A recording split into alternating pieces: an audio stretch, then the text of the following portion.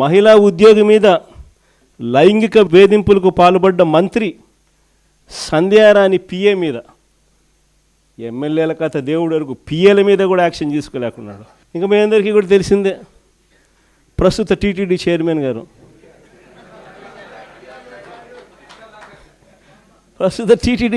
గారు ఆయననైతే ఒక మహిళను మోసం చేసి వీడియోతో ఫోటోలతో అడ్డంగా దొరికిపోయినా కూడా నో యాక్షన్.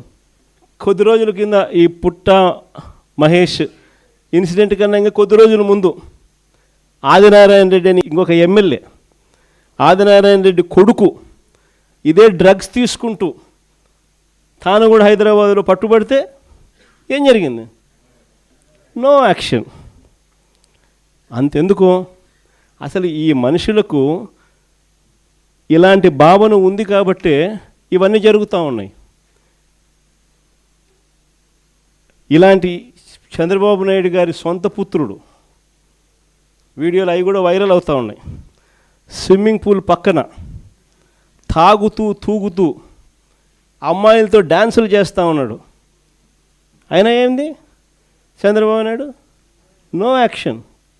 యాక్షన్ చేయకపోగా చంద్రబాబు నాయుడు గారు సొంత బావమరిది ఏమంటాడు? అమ్మాయి కనిపిస్తే ముద్దైనా పెట్టాలంట, కడుపన్నా చేయాలంట. అసలు అలాంటి మాటలు మాట్లాడాడంటే లాగి చంపకేదో పీకాల్సింది పోయి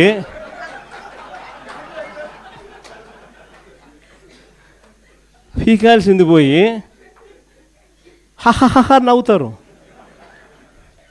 మన చంద్రబాబు నాయుడు ఏమంటాడు? ఆయన కూడా ఆయన మనస్తత్వం ఆయన ఏమంటాడు? యాక్షన్ తీసుకోవాల్సిన చోట నేను చిన్నప్పుడు ఇంతకన్నా బాగా చేసిన అంటాడు. అసలు ఇక్కడి నుంచి మొదలవుతుంది.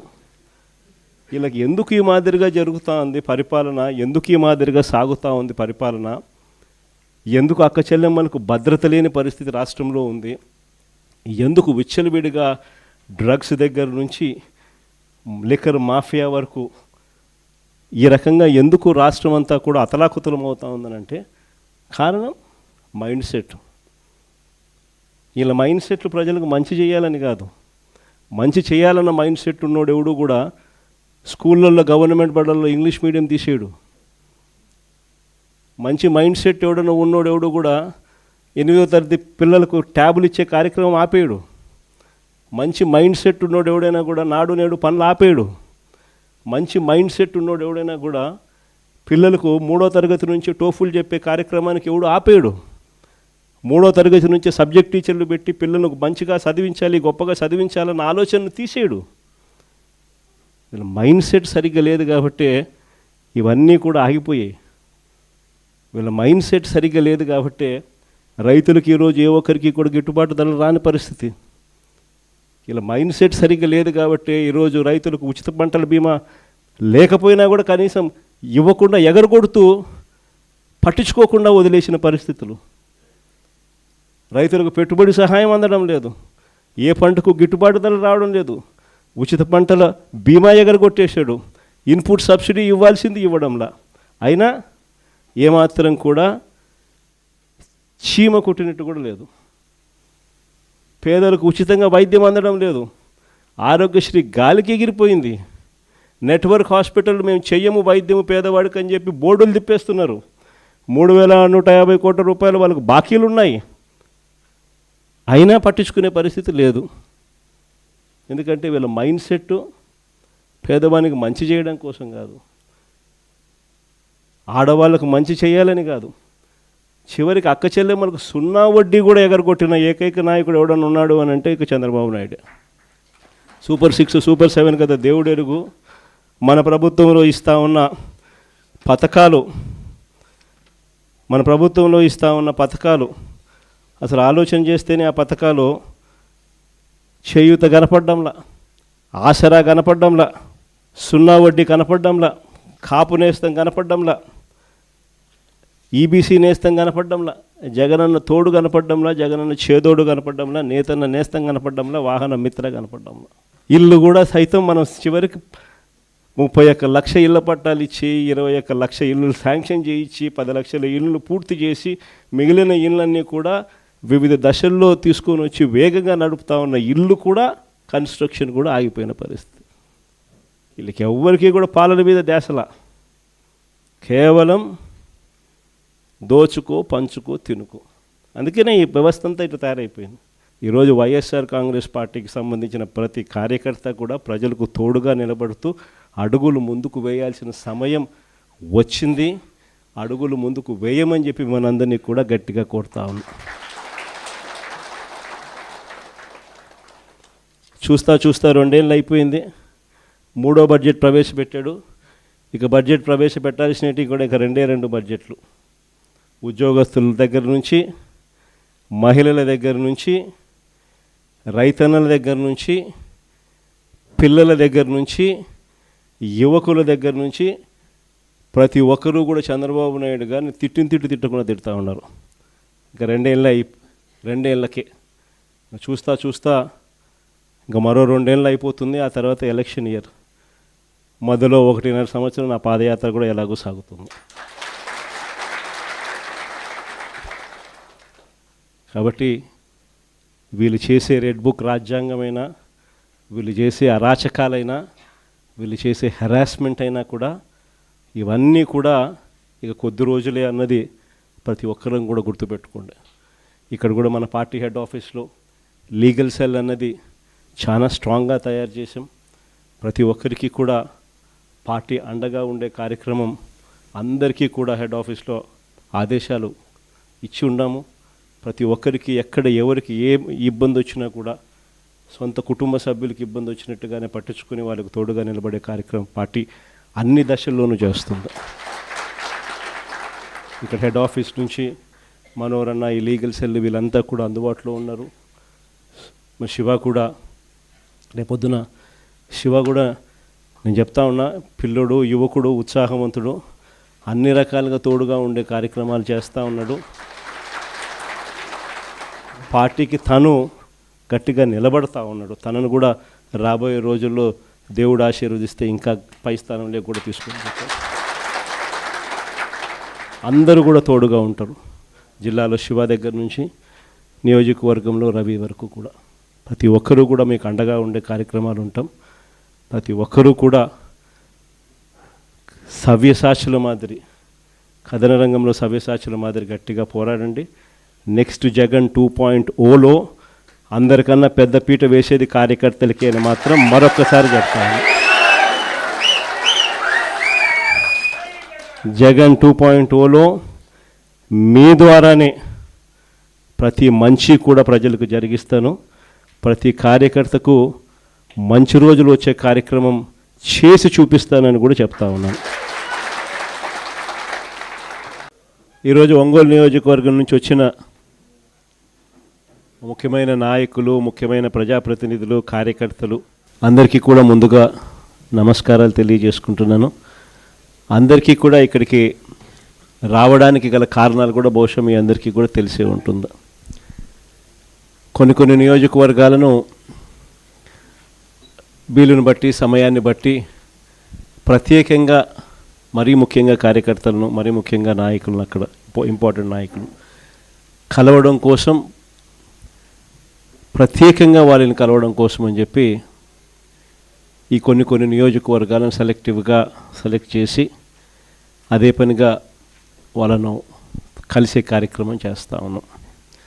అందులో భాగంగా ఈరోజు ఒంగోలు నియోజకవర్గానికి సంబంధించి అదే పనిగా ప్రత్యేకంగా ఇంపార్టెంట్ పీపుల్ అందరినీ కూడా పార్టీని భుజాన మోసుకొని వైఎస్ఆర్ జెండా ఎగరవేసే బాధ్యతను భుజాన తీసుకొని నడిపించే ప్రతి కార్యకర్తను కూడా అదే పనిగా కలిసే కార్యక్రమం చేస్తూ ఉన్నాం.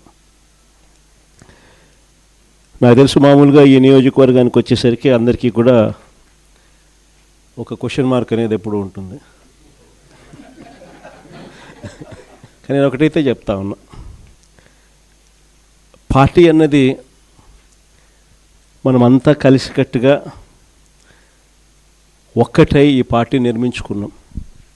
ఈ పార్టీ ఒక్క జగన్ది ఒక్కటే కాదు, ఈ పార్టీ వైఎస్ఆర్ను ప్రేమించే ప్రతి గుండె ఒక్కటై మనమంతా కూడా ఈ పార్టీని నిర్మించుకున్నాం.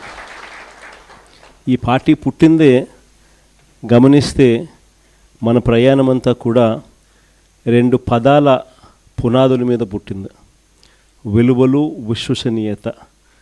ఈ 2 పదాల పునాదుల మీదనే ఈ పార్టీ పుట్టింది, ఈ పార్టీ నడుస్తూ ఉంది. కాబట్టి ఈ పార్టీ ఎప్పటికీ కూడా విలువలకు కట్టుబడి ఉంటుంది.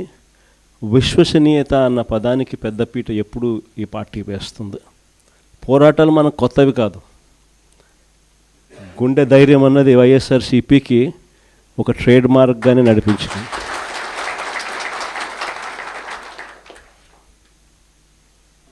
ఎప్పుడు చరిత్రలో కనీ విని ఎరగని మంచి చేసినాం.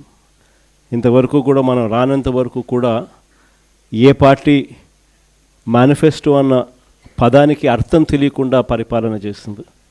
మొట్టమొదటిసారిగా మేనిఫెస్టోకు అర్థం చెప్పి, మేనిఫెస్టో అంటే ఒక చెత్త కాగితం కాదు, అదొక బైబిల్ లాంటిది, ఖురాన్ లాంటిది, భగవద్గీత లాంటిది అని చెప్పి మొట్టమొదటిసారిగా దాన్ని డిఫైన్ చేసి, మొట్టమొదటిసారిగా ఏకంగా 99% హామీలు నెరవేర్చి ప్రజలకు ప్రతి ఇంట్లో ఫలాని మంచి మనం చేసినామని చెప్పి ప్రజలు గుర్తుండిపోయేలా పరిపాలన చేసిన పార్టీ ఒక్క వైఎస్ఆర్ కాంగ్రెస్ పార్టీ మాత్రమే.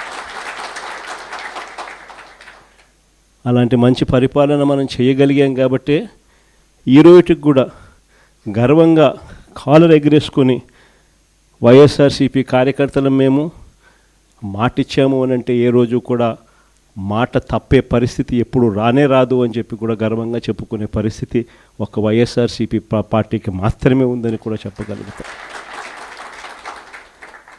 ఆ మాట చెప్పి ప్రజల దగ్గరికి వెళ్ళి చిక్కటి చిరునవ్వుల మధ్య మనం చేసిన మంచి ఉంది కాబట్టి వాళ్ళతో పాటు కలిసి మనం ప్రయాణం చేయగలుగుతా ఉన్నాం. ప్రతి కార్యకర్తకు తోడుగా ఉంటూనే ప్రజలకు అండగా, వారి అవసరాలకు తోడుగా, వారి అవసరాలలో ప్రజల తరపున పోరాటం చేసే బాధ్యతలు కార్యకర్తలందరి మీద భుజాలు వేసినప్పుడు అందరూ కలిసికట్టుగా రవి అయితే బాగుంటుంది అని చెప్పి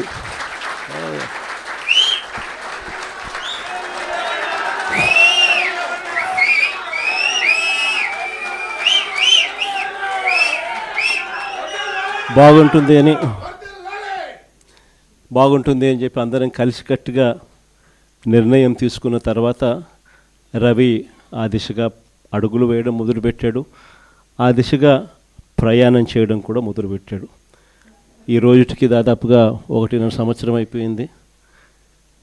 మంచి నాయకుడిగా, కార్యకర్తలకు బాగా దగ్గరగా ఉన్న వ్యక్తిగా, ప్రజల తరపున ఎప్పుడు ఏ అవసరం వచ్చినా కూడా పార్టీ పిలుపు మేరకు ప్రజల తరపున స్పందించే మంచి మనిషిగా మంచి పేరు తెచ్చుకుంటూ అడుగులు రవి వేస్తూ ఉన్నాడు. రవికి సంపూర్ణంగా నా మద్దతు ఎప్పుడూ ఉంటుందని కూడా ఈ సందర్భంగా చెప్తాను. ఇక రాష్ట్రంలో జరుగుతూ ఉన్న పాలన గురించి బహుశా నాకన్నా కూడా మీరే బాగా చక్కగా చెప్పగలుగుతారు. ఎందుకంటే రాష్ట్రంలో ఈరోజు ప్రతి ఇంట్లో కూడా ఒక కంపారిజన్ అనేది మన పాలనకు ఇప్పటి చంద్రబాబు నాయుడు గారి పాలనకు మధ్య తేడా ఏమిటి అన్నది ప్రతి ఇంట్లో కూడా దేవుడి దయ వల్ల ఈరోజు ఒక చర్చనీయాంశం అన్నది జరుగుతూ ఉంది. దానికి కారణం ఏమిటి అని అంటే కారణం ఒకటే, పాలనలో చిత్తశుద్ధి అన్నది. ఆ చిత్తశుద్ధితో పరిపాలన చేసిన చరిత్ర మందైతే పాలన అన్నది అవినీతికి మాత్రమే అధికారం కావాలి, ప్రజలకిచ్చిన మాట గాలికి ఎగిరిపోయినా కూడా పర్వాలేదు అనుకునే పాలకుడు మరోవైపు చంద్రబాబు నాయుడులో కనిపిస్తాడు. ఇద్దరి మధ్య తేడానే ఈరోజు ఈ రాష్ట్రంలో ప్రతి ఇంట్లో చర్చనీయాంశంగా జరుగుతూ ఉంది.